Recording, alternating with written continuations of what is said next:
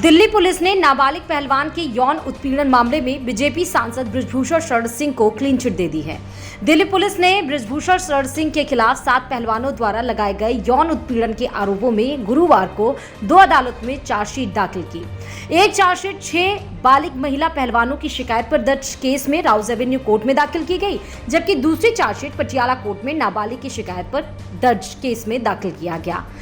नाबालिग द्वारा लगाए गए आरोपों में दिल्ली पुलिस ने बृजभूषण को क्लीन चिट दे दी है। दरअसल 7 महिला पहलवानों ने 21 अप्रैल को दिल्ली पुलिस में बृजभूषण शरण सिंह के खिलाफ यौन उत्पीड़न की शिकायत की थी। इस मामले में दिल्ली पुलिस ने 28 अप्रैल को बृजभूषण के खिलाफ 2 मामले दर्ज किए थे। पहला मामला 6 बालिग महिला पहलवानों की शिकायत पर था, जबकि एक केस नाबालिग की शिकायत पर पॉस्को एक्ट के तहत दर्ज किया गया था। दरअसल दिल्ली पुलिस ने 550 पेज की अपनी रिपोर्ट में बताया है कि पॉस्को की शिकायत को लेकर कोई सबूत नहीं मिला है। ऐसे में पुलिस ने कोर्ट में बृजभूषण के खिलाफ पॉस्को के तहत दर्ज केस हटाने की सिफारिश की है। इतना ही नहीं, पुलिस का कहना है कि पॉस्को मामले में जांच पूरी होने के बाद इस मामले को रद्द करने की सिफारिश की गई है। शिकायतकर्ता यानी कि पीड़िता के पिता और स्वयं पीड़िता के बयानों के आधार पर ही पुलिस ने ये रिपोर्ट कोर्ट में सौंपी है। बृजभूषण पर यौन शोषण का केस दर्ज कराने वाली नाबालिग महिला पहलवान ने अपना बयान बदल लिया था। अपने बयान में पहले जहां नाबालिग महिला पहलवान ने बृजभूषण पर यौन उत्पीड़न का आरोप लगाया था, तो वहीं अब उसने बयान में बदलाव करते हुए कुश्ती संघ के पूर्व अध्यक्ष पर भेदभाव का आरोप लगाया है।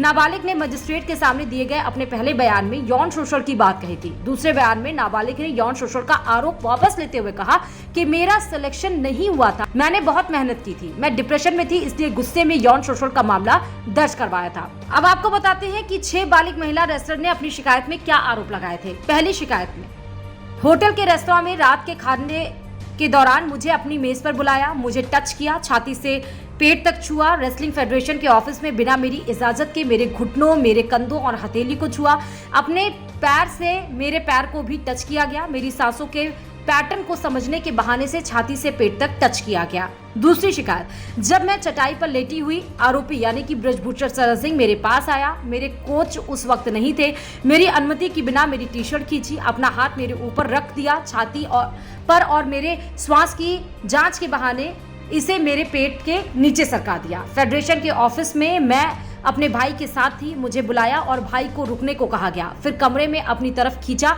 जबरदस्ती करने की कोशिश की। तीसरी शिकायत, उसने मुझे मेरे माता पिता से फोन पर बात करने के लिए कहा, क्योंकि उस समय मेरे पास मेरा मोबाइल फोन नहीं था। बृजभूषण शरण सिंह ने मुझे अपने बिस्तर की ओर बुलाया जहां वह बैठा था और फिर अचानक मेरी अनुमति के बिना वो मुझे छूने लगा।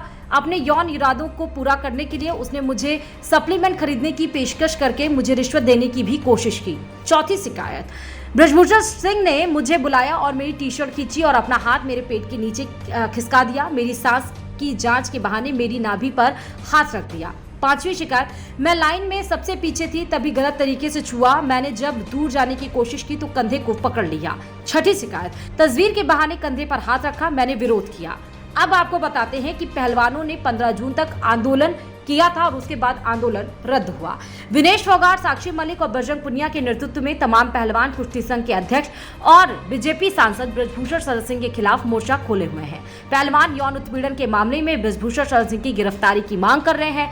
हाल ही में पहलवानों ने खेल मंत्री अनुराग ठाकुर से मुलाकात की थी। इस दौरान खेल मंत्रालय द्वारा मिले आश्वासन के बाद पहलवानों ने 15 जून तक अपना आंदोलन रद्द कर दिया था। खेल मंत्री की ओर से पहलवानों को आश्वासन दिया गया था कि 15 जून तक बृजभूषण शरण सिंह के खिलाफ चार्जशीट दायर की जाएगी और भारतीय कुश्ती महासंघ के चुनाव जून के अंत तक होंगे। हालांकि कुश्ती संघ के चुनाव के लिए 6 जुलाई की तारीख तय की गई है। साथ ही अनुराग ठाकुर ने 28 मई को हुए बवाल को लेकर पहलवानों पर दर्ज केस वापस लेने का आश्वासन दिया था। विनेश, साक्षी मलिक और बजरंग पुनिया समेत तमाम पहलवान ने 23 अप्रैल से 28 मई तक जंतर मंतर पर धरना दिया था। पहलवानों ने 28 मई को जंतर मंतर से नई संसद तक मार्च निकाला था। इसी दिन पीएम मोदी ने नई संसद का उद्घाटन कर रहे थे। ऐसे में पुलिस ने मार्च की अनुमति नहीं दी थी। इसके बावजूद जब पहलवानों ने मार्च निकालने की कोशिश की थी तो पुलिस के साथ हाथापाई और धक्का मुक्की हुई थी। इसके बाद पुलिस ने 28 मई को पुलिस ने पहलवानों को धरना स्थल से हटा दिया था। इसके साथ ही पुलिस ने बजरंग पुनिया, साक्षी मलिक और विनेश फोगाट पर मामला भी दर्ज किया था। चुनावी प्रक्रिया के तहत निर्वाचन मंडल के लिए नाम देने की आखिरी तारीख 19 जून तय की गई है। इसके बाद 22 जून को तैयारी कर सूची जारी की जाएगी। नामांकन दाखिल करने की अंतिम तिथि 23 जून होगी। वहीं नामांकन का प्रदर्शन 27 जून को किया जाएगा। इसके बाद 28 जून को नामांकन पत्रों की जांच की जाएगी। इस दिन ही लिस्ट भी जारी कर दी जाएगी। 28 जून से लेकर 1 जुलाई तक नामांकन वापस लिए जा सकेंगे। इसके बाद 6 जुलाई को चुनाव होगा। Bureau report, Dainik Bhaskar digital.